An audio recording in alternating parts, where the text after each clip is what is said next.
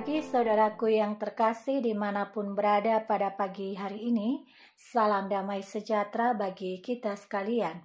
Mari kembali merenungkan firman Tuhan pada pagi hari ini yang terambil dari kitab Lukas pasal 14 ayatnya yang ke-26. Demikian firman tertulis. Jikalau seorang datang kepadaku dan ia tidak membenci bapaknya, ibunya, istrinya, anak-anaknya, saudara-saudaranya laki-laki atau perempuan, bahkan nyawanya sendiri, ia tidak dapat menjadi muridku.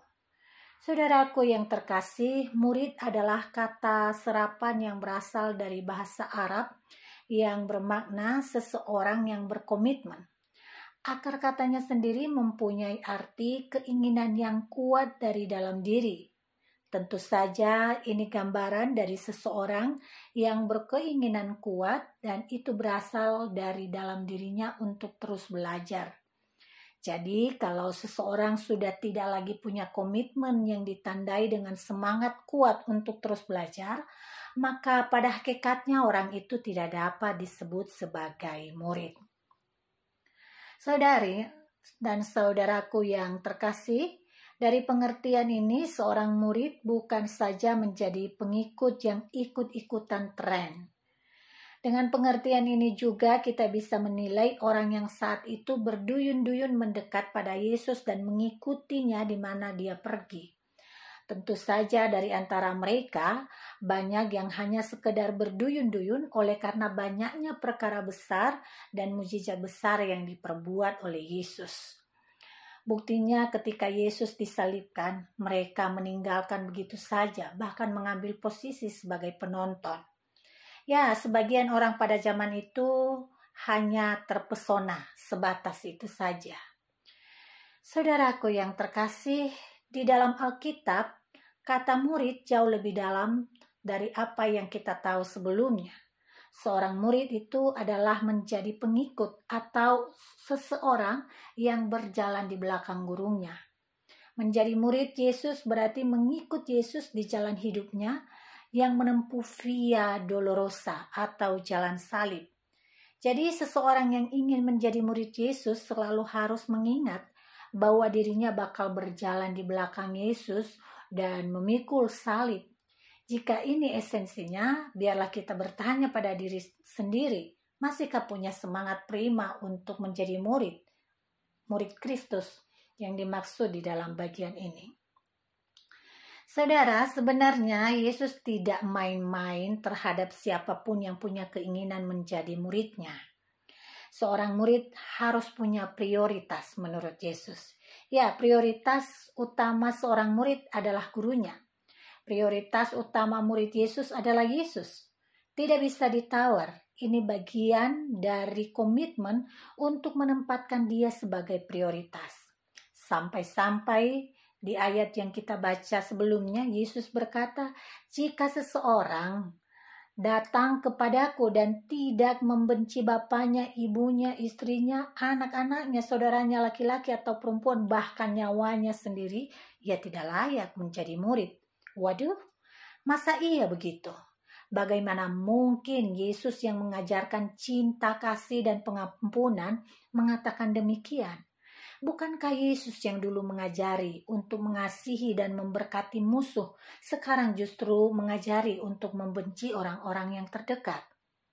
Saudaraku, sebenarnya pesan menohok perkataan Yesus di situ adalah menyatakan bahwa untuk menjadi murid Yesus perlu memenuhi syarat yang tidak mudah. Membenci di sini erat kaitannya dengan prioritas.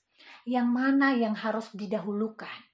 Dengan mendahulukan mengikut Yesus sama dengan mensuplai energi bagi diri sendiri untuk mampu mencintai orang-orang yang ada di sekitar kita. Bahkan dengan memprioritaskan Yesus, energi kita akan mampu mengampuni dan mengasihi musuh yang telah menggores hati kita. Saudara, Yesus tidak dalam rangka menghasut untuk memusuhi dan membenci orang-orang yang ada di dalam lingkaran terdekat kita. Ia justru mengajak setiap kita untuk mengikutinya dan tidak asal-asalan, melainkan punya komitmen dan prioritas. Yesus mengajak kita berpikir ulang tentang menjadi muridnya kalau kita sudah sekian tahun menjadi seorang Kristen. Bukan gampangan dan serampangan, karena modal terpesona dan emosional sesaat untuk menjadi murid tidak akan bertahan di hadapan Yesus. Jadi saudara, dengan demikian menjadi murid Yesus yang sesungguhnya, apakah kita masih menempatkan Dia sebagai sambilan dalam hidup kita? Masih beranikah kita menempatkan Yesus dan ajarannya di bawah tumpukan daftar egoisme diri kita? Marilah kita menjawab hal ini dengan jujur, karena yang mengerti diri kita, mengerti prioritas kita, mengerti siapa yang paling kita dahulukan dalam hidup ini, hanyalah diri kita sendiri. Tuhan Yesus memberkati kita semua.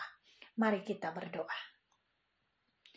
Bapa yang baik, kami bersyukur untuk firman-Mu yang mengingatkan kami untuk menjadi murid-Mu.